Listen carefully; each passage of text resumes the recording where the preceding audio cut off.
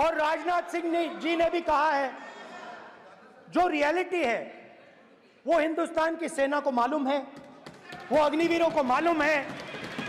उनके कहने से या मेरे कहने से कोई फर्क नहीं पड़ता, सच्चाई तो उनको मालूम है। उनको मालूम है सच्चाई कौन बोल रहा है।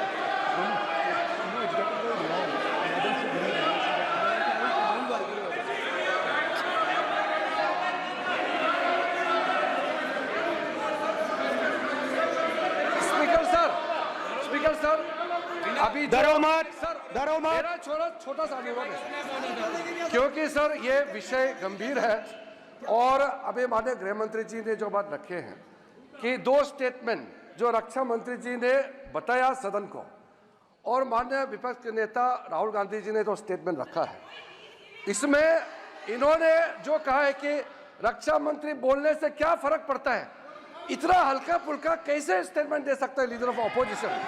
इसलिए सर इन्होंने जो बात रखा है पुष्टि करना चाहिए और हम लोग भी सर नियम के मुताबिक अपना बात रखेंगे सर।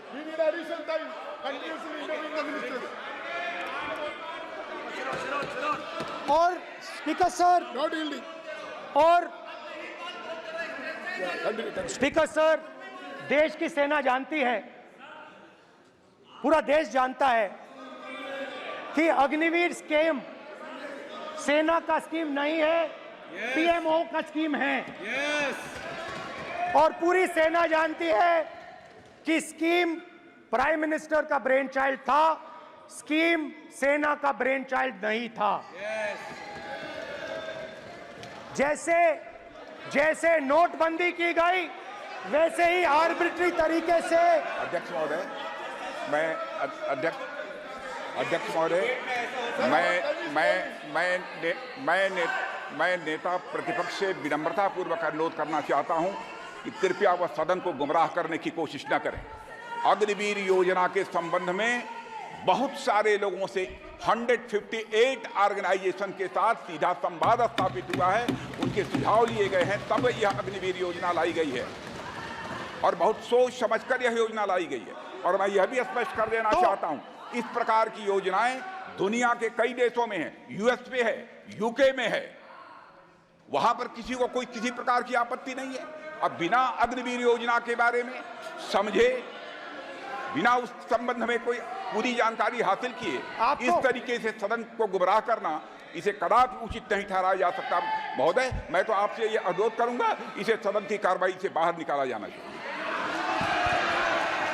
आपको देखिए, सिंपल सी बात है स्पीकर सर, इनको अग्निवीर अच्छा लगता है, आप उसको रखिए, हम उसको बदल देंगे, हटा देंगे। सिंपल सी बात है, हमारी सरकार आएगी, अग्निवीर को हम हटा देंगे, क्योंकि हम सोचते हैं कि अग्निवीर सेना के खिलाफ है, जवानों के खिलाफ है, देशभक्तों के खिलाफ स्कीम है। हम इस स्कीम को नहीं चाहते।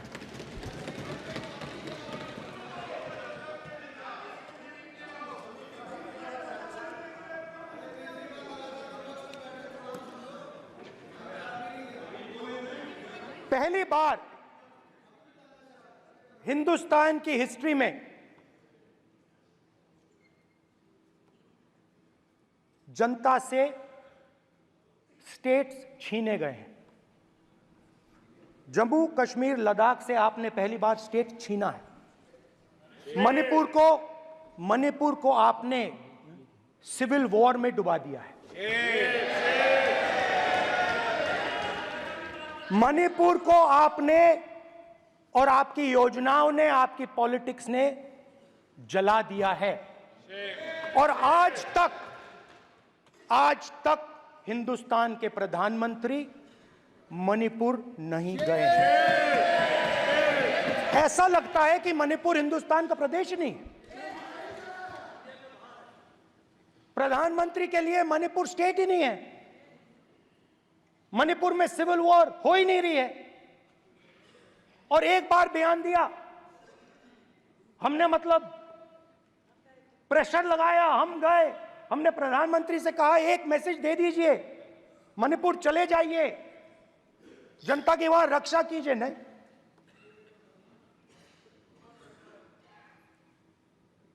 मैं वहां गया, कुकीज और मेहते से दोनों से मिला। आज तक नहीं, आंसर नहीं मिलेगा, मिल नहीं सकता। मणिपुर इनके लिए हिंदुस्तान का प्रदेश ही नहीं है, मणिपुर है ही नहीं, मणिपुर है ही नहीं, ना होम मिनिस्टर के लिए ना प्रधानमंत्री के लिए, है ही नहीं, एग्जिस्ट नहीं करता, वो है ही नहीं।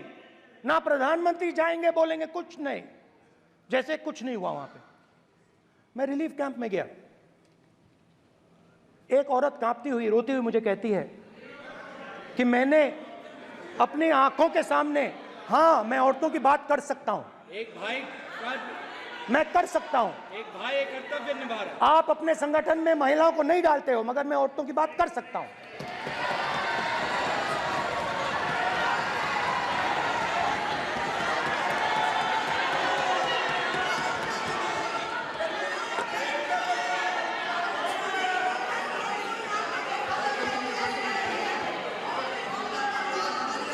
मुझे कहती है मैंने अपने आंखों के सामने, मेरे आंखों के सामने मेरे बच्चे को गोली मारी गई।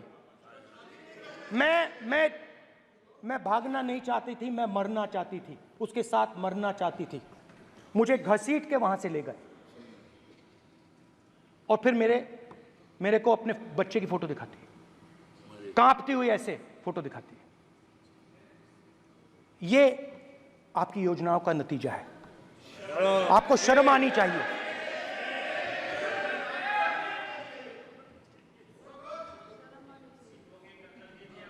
एक दिन प्रधानमंत्री 8 बजे कहते हैं, पता नहीं फाइन ट्यूनिंग हो गई भगवान के साथ,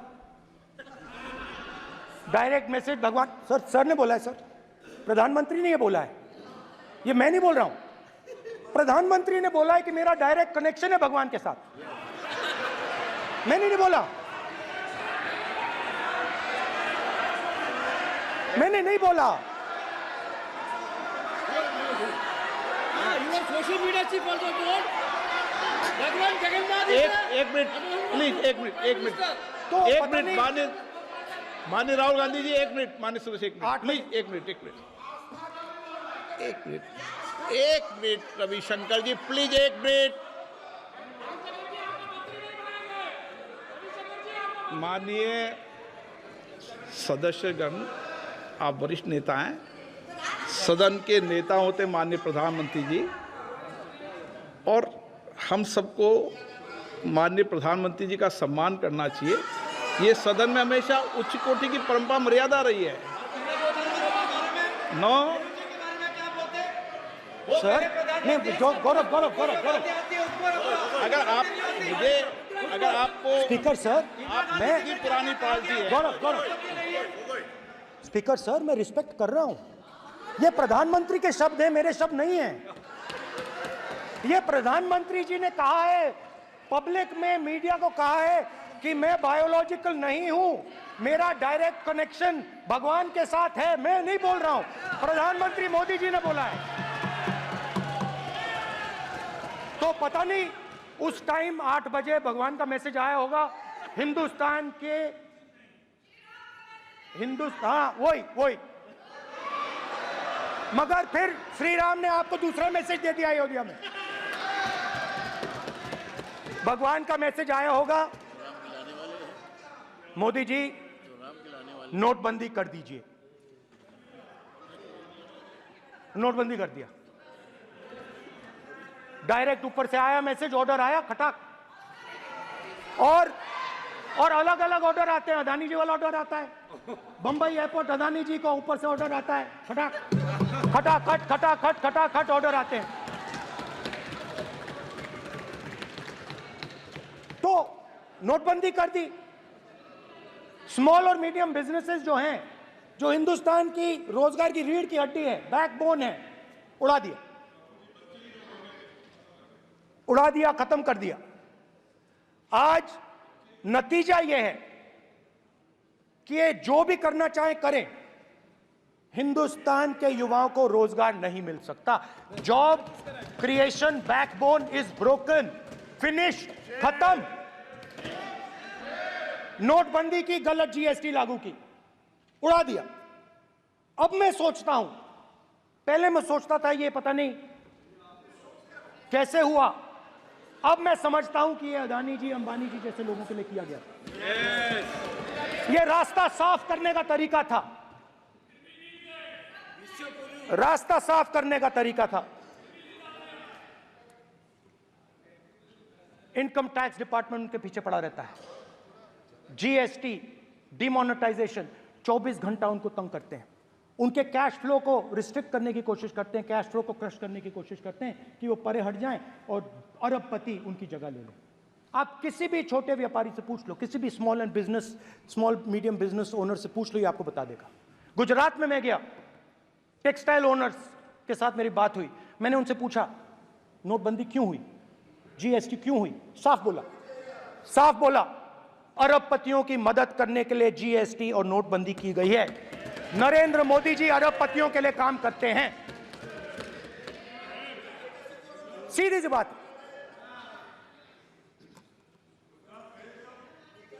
मैं जाता रहता हूं और आपको गुजरात में हराएंगे इस बार। आप लिख के ले लो, आपको ऑपोजिशन इंडिया गठबंधन गुजरात में हराने जा रहा है।